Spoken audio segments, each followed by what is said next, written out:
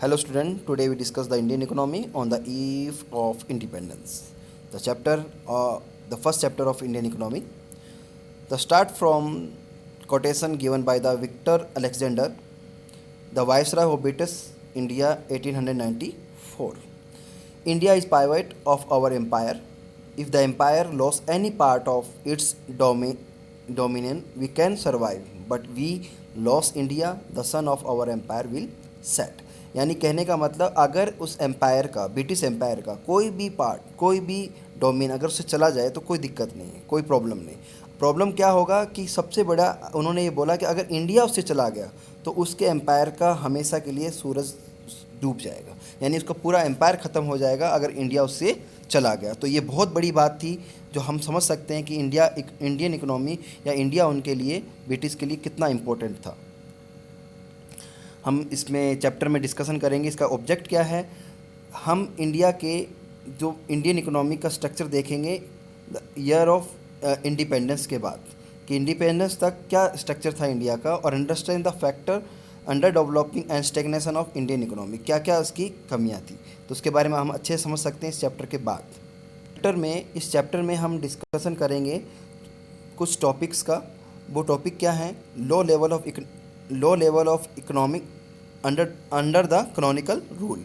हम agriculture sector की बात करेंगे, इंडस्ट्रियल सेक्टर की बात करेंगे, foreign trade, demographic condition, occupation structure and infrastructure, इन सब का मीनिंग। और जब हम डिस्कशन करेंगे वन बाय वन तब हम इसका अच्छे से डिटेल से डिस्कशन करेंगे। नेक्स्ट, अब हम इंट्रोडक्शन लेते हैं। इंडियन इकोनॉमी का इंट्रोडक्शन क्या था? सबसे पहले हम बात करेंगे द इंडियन इकोनॉमी ब्रिटिश के लिए क्या था। The sole purpose of British colonial rule, India was the reduce the country to became a raw material supplier for the Great Britain. तो वो क्या था इंडिया उनके लिए? Supplier of raw material. और दूसरा क्या था इंडिया उनके लिए? कंज्यूमर ऑफ फाइनल गुड्स, यानी जो रॉ मटेरियल यहाँ से कच्चा माल जाएगा और वहाँ से जो गुड्स बन के आएगी वो उसको कंज्यूमर कहाँ से मिल जाएंगे? इंडिया से मिल जाएंगे। तो एक तो इंडिया उसके लिए रॉ मटेरियल था और उसके अपनी जो फाइनल गुड्स को खर्च करने यानी फाइनल गुड्स को सेल करने का अच्छा मार्केट था। तो इंडिया क्या था ब्रिटिश के लिए? एक रॉ मटेरियल सप्लायर और कंज्यूमर ऑफ फाइनल गुड्स। अब कॉलोनिज्म क्या होता है? कॉलोनिज्म क्या होता है? ये कॉलोनिज्म क्या है? एक इकोनॉमिक गेन के लिए एक act of one nation controlling another nation for economic gain. एक देश दूसरे देश को कंट्रोल करता है, किसके लिए? अपने इकोनॉमिक गेन के लिए। Example of Indian colonialism was England was controlling over India. हमारा इंडिया को कौन कंट्रोल कर रहा था? ब्रिटिश। किसके लिए? अपने इकोनॉमिक गेन के लिए। तो द पॉलिसी ऑफ और प्रैक्टिस ऑफ वेल्थी और पावरफुल नेशन, अब जो पावरफुल नेशन उस वक्त इंग्लैंड था वो हम पर कंट्रोल कर रहा था और हमारे रिसोर्स का एक्सप्लॉयटेशन कर रहा था। हमारे रिसोर्स सारे के सारे रॉ मटेरियल को भेज रहा था और उससे बनाकर फाइनल गुड्स हमारे मार्केट में लेके आ रहा था। तो ये कॉलोनिज्म होता है। कॉलोनिज्म क्या है? The act of one nation controlling another for economic gain. अब हम बात करेंगे इकोनॉमिक कंडीशन इंडिया की कब? Before the independence. दो low level of economic development हम इसके अंदर बात करेंगे before British rule. British rule से पहले क्या था? India was a particular well known for the handicraft industries in the field of cotton, silk, textile, metal and precious stone work. This product enjoy the worldwide market based on the reputation of fine quality of material used and the high standard of craftsmanship seen in all import from India. यानी India का जो raw material था या handicraft industry थी पूरे world wide उसको high quality के नाम पर जाना जाता था। और सबसे ज़्यादा इंडिया का जो सिल्क है, कॉटन है, मेटल है, प्रीशियस स्टोन है, इसका वर्क की बहुत ज़्यादा डिमांड थी। तो ब्रिटिश आने से पहले ये इंडिया इसके मामले में सबसे ज़्यादा रिच था। अब हुआ क्या? अब पिक्चर चेंज हुई कब? जब British rule, during the British rule. हम बात करेंगे कि जब ब्रिटिश आए तब इंडिया की कंडीशन कैसी ड्यूरिंग द ब्रिटिश रूल। अब हुआ क्या कि colonial rule of India were concern more with the protection and promotion of the economic interest of their home country than with the development of Indian economy. तो Indian economy का development क्यों किया? उन्होंने इसलिए किया क्योंकि वो अपने इकोनॉमिक के इंटरेस्ट के लिए, होम इकोनॉमिक कंट्री के इंटरेस्ट के लिए काम कर रहे थे। किसके लिए? Protection and promotion of the economic interest of their home country. Then then with the development of Indian economy का डेवलपमेंट करने का एक ही पर्पस था कि वो अपनी कंट्री के राइट और प्रोटेक्शन करने के लिए, अपनी कंट्री को प्रमोट करने के लिए, अपने इकोनॉमिक इंटरेस्ट के लिए इंडिया का इकोनॉमिक का थोड़ा बहुत डेवलपमेंट किया। The such policies brought about the fundamental change in structure of Indian economy. अब उन्होंने क्या चेंज किया?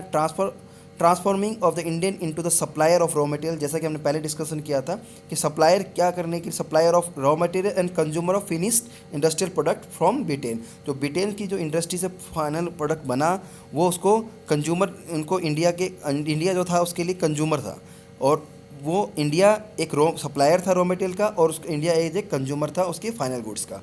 अगर हम बात करें the growth of aggregate real output during the first half of 20th century सिर्फ ओनली 2% था। यानी कि कहने का मतलब जीडीपी जो ग्रॉस डोमेस्टिक प्रोडक्ट का ओनली 2% इंडिया की, लेस देन 2% था growth rate, and 2.5% of per capita output per year. यानी कि 0.5% से भी पर कैपिटा आउटपुट का मतलब एक पर्सन कितना, एक कंट्री का सिटीजन कितना प्रोडक्शन करता है, तो उसको हम बोलते हैं पर कैपिटा आउटपुट। अब पर ईयर की बात करें वो हाफ, लेस देन हाफ, यानी हाफ मान लो कि एक चीज़, मान लो कोई पेन है, वो एक साल में सिर्फ आधा पेन ही बना सकता है, पूरा पेन भी नहीं बना सकता। ये उसकी पर कैपिटा आउटपुट पर ईयर। अब इंडिया की इकोनॉमिक को, नेशनल इनकम को अकाउंट करने के लिए, काउंटिंग करने के लिए कुछ इकोनॉमिस्ट थे, उन्होंने अपना एस्टिमेशन दिया। सबसे पहले हम नाम लेंगे दादा भाई नौरोजी का, दादा भाई नौरोजी। उसके बाद VKRV Rao, William Rigby, RC Desai and Findlay Siraj.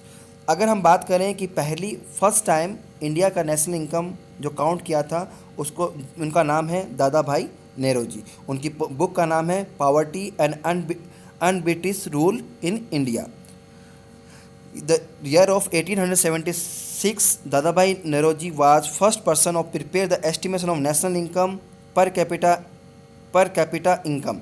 अब यहाँ पर कैपिटा इनकम का मतलब total population, national income divide by total population, यानी कि जितनी पॉपुलेशन है उसमें एक पर्सन का कितना रोल है इनकम में, यानी जो जितनी देश की एक इनकम है उसमें एक पर्सन का कितना रोल है, उसको बोलते हैं पर कैपिटा इनकम। अब इन्होंने लिया per capita income for the year of 1867-68। The Dadabhai Naoroji estimate the national income only 240 crore rupees, 240 crore rupees and per capita income, यानी एक पर्सन का इनकम कितना था? Only 20 rupees, only 20 rupees. Then professor VKRV Rao estimate the national income. अब उसके बाद VKRV राय ने estimate किया नेशनल इनकम का 1931 और 32 के लिए, वो कितना था? 1689 crore and per capita income only 62 rupees पर पर्सन। यानी कि दादा भाई नौरोजी ने ओनली 20 रुपीज़ और VKRV राय ने बताया कि 62 रुपीज़ पर पर्सन पर कैपिटा इनकम है। तो अगर हम बात करें, अगर ये क्वेश्चन है इम्पोर्टेंट कि सबसे पहले नेशनल इनकम को, इंडिया की नेशनल इनकम को काउंट करने का श्रेय किसको जाता है, किसने फर्स्ट प्रिपेयर किया, तो उनका नाम है दादा भाई नौरोजी, एंड उनकी बुक का नाम है the poverty and unBritish rule in India. और इन्होंने कितना बताया? 340 crore rupees national income and per person per capita income only 20 rupees. Now we start the first agriculture sector. As you know, our Indian economy especially is agriculture based economy. Then the eve of independence, the Indian economy under the British colonial rule remained fundamentally agrarian. 85% of person belong to agriculture sector, यानी एग्रीन का मतलब होता है कि agriculture sector से belong करने वाले person कितना था? 85% of the countries total population lived in mostly village and drive the livelihood directly and indirectly from agriculture. यानी कि एग्रीकल्चर पर और एग्रीकल्चर से रिलेटेड काम पर ही बेस काम करते थे। जैसे कोई पशुपालन हो गया, एनिमल हस्बेंड्री हुआ, डेयरी हुआ, फार्मिंग हुआ, तो ये सब काम जो हमारी इकोनॉमिक में जो पॉपुलेशन थी वो मोस्टली विलेज एरिया में थी, और सारी की सारी मोस्टली किस पे डिपेंड थी? वो एग्रीकल्चर सेक्टर पे डिपेंड थी। अब एग्रीकल्चर सेक्टर कैसा था वो हम देख सकते हैं इस चार्ट से। The eve of independence agriculture sector is small and from In this chart, we discuss the first, the small and fragmented land holding, and it means the land holding is the area of land held by the family, and scattered land holding यानी कि अलग अलग जो area था उसका जो family के पास होता था, और जो एरिया था वो सबके पास एक जैसा नहीं था, अलग अलग फैला हुआ एरिया था। इस वजह से जो प्रोडक्शन करने में जो एक तो प्रॉब्लम था, दूसरा उसकी क्वालिटी आउटपुट था वो कम आ रहा था। Next, outdated technology. Outdated technology का मतलब the old technology of production was used. जैसे आप देख सकते हैं कि अब पुराना यानी कि पर्सन वो बेल होता था, ऑक्स से हल यूज़ किया करते थे, वो पुराना टेक्नोलॉजी यूज था। And insufficient use of fertiliser का सबसे कम यूज होता था। एंड डिपेंडेंस ऑफ रेनफॉल, यानी कि हम बोलते हैं कि इंडिया का जो एग्रीकल्चर वो मानसून का जुआ है, यानी कि मानसून जिस साल अच्छा होगा वो उस साल एग्रीकल्चर प्रोडक्शन अच्छा होगा, और जिस साल एग्रीकल्चर प्रोडक्शन मानसून अच्छा नहीं हुआ तो प्रोडक्शन भी कम हो जाएगा। यानी totally depend on rainfall and low level of production and productivity. तो जो प्रोडक्शन था और प्रोडक्टिविटी दोनों की दोनों कम था। यानी प्रोडक्शन का मतलब जो प्रोडक्शन किया, जिस मान लो 1 हेक्टेयर में कितना प्रोडक्शन, मान लो अगर 1 हेक्टेयर में अगर एग्जांपल लें तो 10 केजी वीट एग्जांपल ले रहे हैं तो 10 केजी वीट प्रोडक्शन होता था। तो कहने का मतलब कि 1 हेक्टेयर में जो प्रोडक्शन जो था वो बिल्कुल कम था, और प्रोडक्टिविटी यानी कि उस पर जितना भी प्रोडक्शन कर सकते थे मैक्सिमम, उससे मैक्सिमम से कम प्रोडक्शन हो रहा था। अब substance farming, primary object of a person was the person for his own family, यानी कि कहने का मतलब जो एग्रीकल्चर था वो सिर्फ अपने जीवन के जीने के लिए, लाइफ को अर्निंग करने के लिए, फैमिली को अर्न करने जीने के लिए ही ज़रूरत था। बाकी एग्रीकल्चर जो एक्स्ट्रा बचता था वो बेचते थे। तो पहला प्राइम फोकस था कि हमारी फैमिली के लिए कोई प्रोडक्शन करना है, कोई वीट राइस लगाना है। तो wedge between owner and tiller of the soil, यानी कि बहुत ज़्यादा डिफरेंस था ऑनर एंड टीलर। ऑनर का मतलब जिसकी ज़मीन है, टीलर जो उसके ऊपर काम कर रहे हैं। And stagnation of agriculture sector, इसकी प्रॉब्लम क्या थी? सबसे बड़ी प्रॉब्लम लैंड रेवेन्यू सिस्टम, और सेकंड कॉमर्शलाइजेशन ऑफ एग्रीकल्चर। तो ये हम दोनों डिस्कशन करेंगे। तो सबसे पहले हम बात करते हैं लैंड रेवेन्यू सिस्टम की। अगर आपको लैंड रेवेन्यू सिस्टम समझना है तो आपको 2 मूवी, एक का बहुत अच्छा एग्जाम्पल है जिसके अंदर एक सिस्टम समझाया है, उसका नाम है जमींदारी सिस्टम।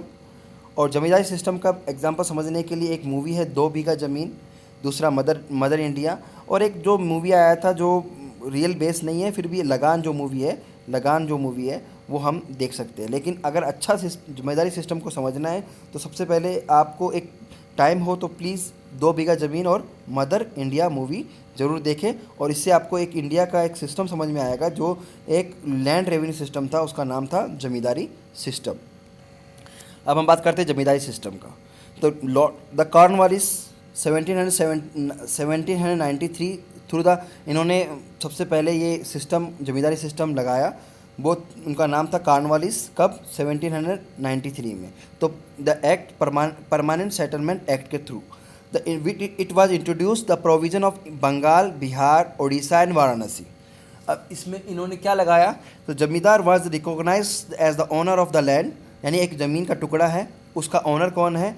जमींदार है। And were given the right to collect the rent from the farmer, यानी कि अगर सपोज ये एग्जांपल, ये हम एक लैंड का टुकड़े की बात करते हैं, उसके अंदर जो फार्मर जो अपना लैंड पर अपना प्रोडक्शन कर रहा है, क्रॉप कर रहा है कोई भी, तो उस पर राइट किसका दे दिया? ज़मींदार का राइट दे दिया। ज़मींदार का क्या राइट था? उसका राइट ये था कि वो उसका ओनर हो गया, और वो जो टैक्स जो है वो सब कलेक्ट करने की पावर दे दी। अब ये क्या कर रहा है? अब कैसे टैक्स कलेक्ट कर रहा है? The realized amount of would be divide into the 11 part, जितना वो कलेक्ट कर रहा है उसके 11 पार्ट डिवाइड होते थे, 1/11, यानी कि उसका कहने का मतलब अप्रॉक्सीमेटली 11% या 10 to 11% वो ज़मींदार लेता था, और जो 89 to 90% वो कौन लेता था? ईस्ट इंडिया कंपनी को देना पड़ता था। तो ज़मींदार को उस ज़मीन का ओनर बना दिया, वो उसी को पावर दे दी कि वो ही उस पर लैंड पर रेंट लेगा, और रेंट लेने के बाद वो उस रेंट का सिर्फ ओनली 1/11 पार्ट, यानी ओनली 10% उसका कलेक्ट करने का, या 9% पूरा टैक्स का वो ज़मींदार करेगा, और जो रेस्ट यानी कि मोर देन 89% टू 90% वो किसको जमा करना पड़ेगा? ईस्ट इंडिया कंपनी को। तो यही ज़मींदारी सिस्टम है। अब हम बात करते हैं commercialisation of agriculture. Commercialise agriculture का मतलब जो ट्रेडिशनल जो फार्मिंग होती थी, जैसे राइस एंड वीट, अब उसकी जगह अब ब्रिटिश ने उसको कॉमर्शलाइज कर दिया, यानी कि उसमें jute, oil seed, sugar can, tobacco वगैरह यूज लगाने के लिए ब्रिटिश ने बोला, तो उसको बोला हमने commercialisation of agriculture. The commercialisation of agriculture mean that agriculture crops and goods are produced by the peasants for the sale in the market and not for their on consumption. वो जो production करेगा वो market बेचने के लिए, खुद के consumption के लिए नहीं है। Commercialization of agriculture is phenomena where agriculture govern by the commercial consideration, that is certain specialized crop being to be gone not for consumption in village. वो विलेज में जो प्रोडक्शन हो रहा है, यानी जो क्रॉप बन रहा है, कॉमर्शलाइजेशन का मतलब कि वो प्रोडक्शन जो हो रहा है वो विलेज के प्रोडक्ट कंजप्शन के लिए नहीं है। इसको क्या है, प्रोडक्शन तो विलेज में होगा but for the sale in national and even the international market. तो वो किसके लिए? पूरे देश में बेचने के लिए, इवन इंटरनेशनल मार्केट में बेचने के लिए। तो उसको पता ही है कॉमर्शलाइजेशन पर्पज़ क्या था। वो पर्पज़ यही था कि वहाँ से रॉ मटेरियल ले लें, रॉ मटेरियल लेने के बाद वो उसको हम फाइनल गुड्स बनाकर इंडिया में बेचेंगे। तो ये स्पेशली यही रीज़न था कि कॉमर्शलाइजेशन किया ब्रिटिश ने इंडियन एग्रीकल्चर का। The motive based behind the agriculture activities shift the self suitability to commercialization, focus the increase the profit of canonical, यानी कि वही, यानी कॉनोनिकल प्रॉफिट के लिए इन्होंने उसको एग्रीकल्चर को शिफ्ट कर दिया, किस पर? कॉमर्शलाइजेशन पर। इसका रिजल्ट क्या था? Increase in the yield of the cash crop, इसको हम कैश क्रॉप भी बोलते हैं, जिसको यानी इन सब क्रॉप्स को, यानी कॉमर्शलाइजेशन जितनी क्रॉप्स हो रही है उसको कैश क्रॉप बोलते हैं। But it the help of farmer is no way, इसने कोई भी हेल्प फार्मर का नहीं किया। Farmer were now mass production the cash crop instead of food crop, यानी किसके कंपैरिजन में? कैश क्रॉप फूड क्रॉप की जगह कैश क्रॉप को यूज़ करने के लिए। The ultimately use the benefit British industries the cash crop is include the cotton, jute, oil seed and sugar cane and tobacco, यानी कि ये उसके लिए रॉ मटेरियल था, और रॉ मटेरियल ब्रिटिश के लिए, यानी इंडिया तो सबसे बड़ी मार्केट बन गया था, उसकी इकोनॉमी बढ़िया बन गया था। और मार्केट तो इसलिए बना क्योंकि उसका जो प्रोडक्शन बन के आ रहा था वो इंडिया में अच्छे से बिक रहा था। तो सेल होने के लिए भी और रॉ मटेरियल के लिए भी ब्रिटिश को एक अच्छा मार्केट मिल गया था। तो कैश क्रॉप सबसे ज़्यादा करने का मतलब है कि कॉमर्शलाइजेशन ऑफ एग्रीकल्चर, यानी कि एग्रीकल्चर जो फूड क्वालिटी होता था, फूड ग्रेन होता था, उसकी जगह कैश क्रॉप होने लगा। कैश क्रॉप को हम क्या बोलते हैं? ये जो cotton, jute, oil seed, sugar cane and tobacco. Now we discuss the industrial sector. Industrial sector, the country world wide famous of handicraft industry. हमने पहले इंट्रोडक्शन में बात किया था, इंडिया जो हैंडीक्राफ्ट इंडस्ट्री में फेमस था, लेकिन जब ब्रिटिश आए तब इन्होंने इस इंडस्ट्री को पूरा डिस्ट्रॉय कर दिया। तो क्या किया? The corresponding modern industry base was allowed to come in to the take pride the place so long enjoy by the former. अब इन्होंने इस सब को चेंज कर दिया, यानी इंडस्ट्री को, जो हमारी हैंडीक्राफ्ट इंडस्ट्री को, इसको डिस्ट्रॉय करने के लिए डी इंडस्ट्रियलाइजेशन किया इंडिया का। तो इसका क्या मतलब था कि इंडिया को एक रॉ मटेरियल मार्केट बनाना, जो ब्रिटिश के लिए हमेशा के लिए एक रॉ मटेरियल प्रोवाइड करे, और ये सबसे बड़ा एक्सपोर्ट करने वाला कंट्री बन जाए। और वो क्या एक्सपोर्ट करे? सिर्फ रॉ मटेरियल। किसको करे? सिर्फ और सिर्फ ब्रिटिश को करे।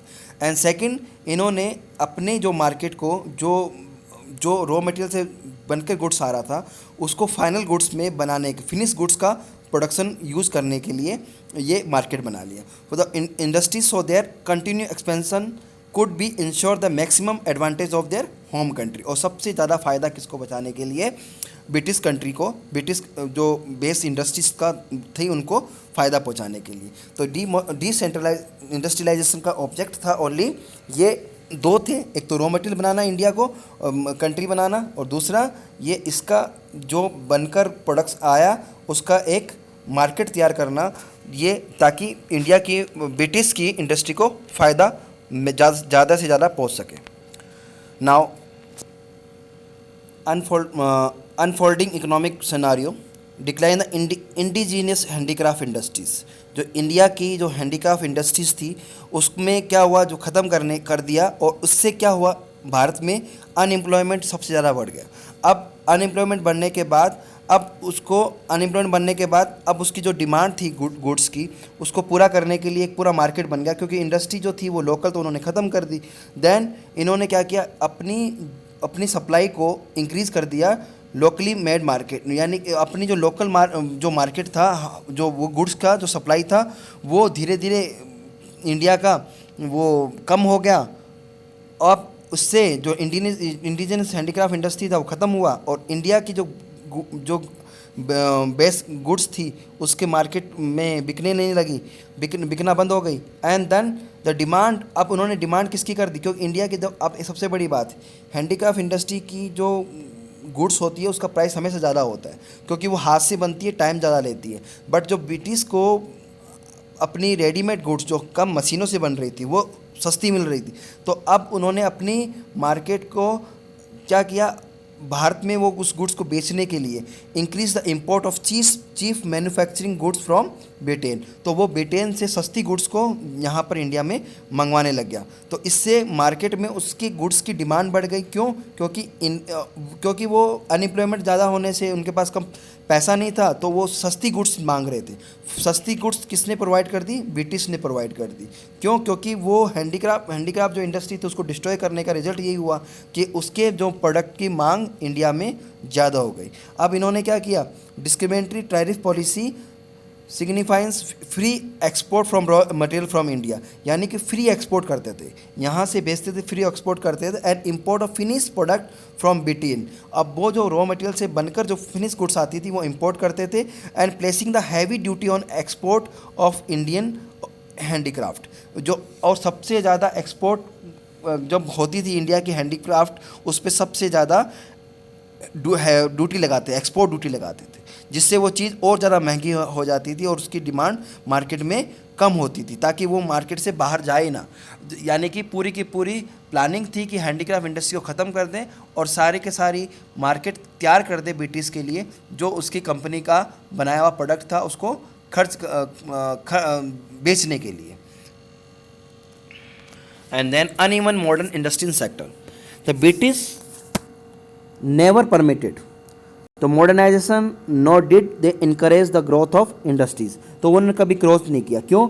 क्योंकि उनको पता था आगे अगर इंडिया की इंडस्ट्री को ग्रोथ कर देंगे तो उनकी जो कंपनी थी जो जिसका बनकर यहाँ पर माल आ रहा था तो यहाँ से बिकना बंद हो जाएगा, तो इसलिए वो कभी भी इन्होंने इंटरेस्ट नहीं दिखाया। तो unbalance and lopsided of growth structure were legacy of the British rule in India 1850 and 55 में।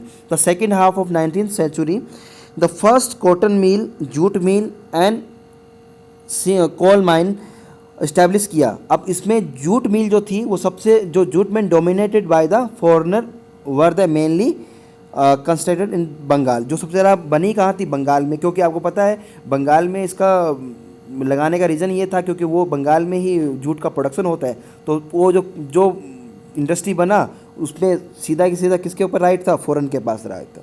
लेकिन इंडिया में एक इंडस्ट्री बनी, उसका नाम है the Tata iron and steel company, the name of TISCO, 1907 कब हुई थी। एंड इसके बाद कुछ इंडस्ट्री और बनी, sugar, cement and paper etcetera after the second world war. Then अब इसमें फैक्ट की बात करेंगे तो India end of the 19th century only 194 cotton mills and 36 jute mill were the located western part of country, Maharashtra and Gujarat. यानी सबसे ज़्यादा आज भी देखा जाए तो सबसे ज़्यादा इंडिया में सबसे ज़्यादा फैक्ट्री जो है वो महाराष्ट्र में है, क्योंकि ये ब्रिटिश के टाइम से ही एरिया ग्रो करने लग गया था। और सबसे ज़्यादा कॉटन मिल की बात करें तो सबसे ज़्यादा महाराष्ट्र में है। तो महाराष्ट्र में और गुजरात में कितना है, तो हम बात करेंगे 19 सेंचुरी में 197 कॉटन मिल्स था और 36 जूट मिल था। Now lacking the capital goods industry. तो सबसे पहले हम जानेंगे कैपिटल गुड्स होता क्या है। कैपिटल गुड्स क्या है कि use for the further production. Simple word में बात करें तो capital goods are those goods which use for the further production, यानी कि और ज़्यादा प्रोडक्शन के काम आ रहा है। तो capital goods industries means industrialize with the can produce machine tools with are in turn use in production articles for the current consumption, यानी कि वो मशीन्स जो बना दें जिससे और प्रोडक्शन करने के काम आता है, उसको हम कैपिटल गुड्स बोलते हैं। अब प्राइमरी ऑब्जेक्ट ऑफ, अब इन्होंने क्या किया ब्रिटिश के अंदर, ब्रिटिश ने, तो primary object by British ruler was developed such the industries in India तो which would never be able to compete with the British industry. तो उन्होंने वही इंडस्ट्री को बनाने की का इंटरेस्ट दिखाया जिससे ब्रिटिश को कोई कंपीटिटर ना मिले। तो वो छोटी छोटी इंडस्ट्रीज़ जिससे ब्रिटिश को ही फ़ायदा हो, तो वो ऐसी इंडस्ट्री बनाए जो ब्रिटिश में बन चुकी है, लेकिन वो यहाँ पर नहीं बनाएंगे इंडस्ट्री को, ताकि वो उससे कंपटीशन करने। And next one, they want to make Indian industry to be depend upon the British industry for the capital goods. वो क्या बनाना चाहते थे, अपनी डिपेंडेंट इंडस्ट्री को बनाना चाहते थे, यानी कि वो उसी पर डिपेंड रहे, वही खुद इंडिपेंडेंट ना हो। Then next, the new industrial sectors contributed the gross domestic product very small, यानी कि जीडीपी यानी ग्रॉस डोमेस्टिक प्रोडक्ट में बहुत ही कम पार्ट उसमें कंट्रीब्यूशन है। एंड अब जो रेलवे है इसने क्या बनाया, railway, power generation, communication, ports and some other departmental undertakings. तो इन्होंने जो बनाया वो इनके बेनिफिट के लिए था, ताकि ये अपने माल को इधर से उधर ले जा सकें, अपना प्रोडक्शन को, अपने रॉ मटेरियल ले जा सकें और अपना बना हुआ माल को यहाँ पर इंडिया में खर्च कर सकें। तो सबसे बड़ी बात हम यहाँ पर एक सेंटेंस से पूरी करेंगे इस लेक्चर को। द सप्लायर, इंडिया क्या था, supplier of anything and everything, mender, repair of all things on earth but maker of none. यानी कहने का मतलब इंडिया सब कुछ बनाता था, रिपेयर कर सकता था लेकिन वो दुनिया के अंदर, लेकिन वो किसी चीज़ को बनाने वाला नहीं था। तो अब इसका हम दूसरा पार्ट हम नेक्स्ट क्लास में डिस्कशन करेंगे।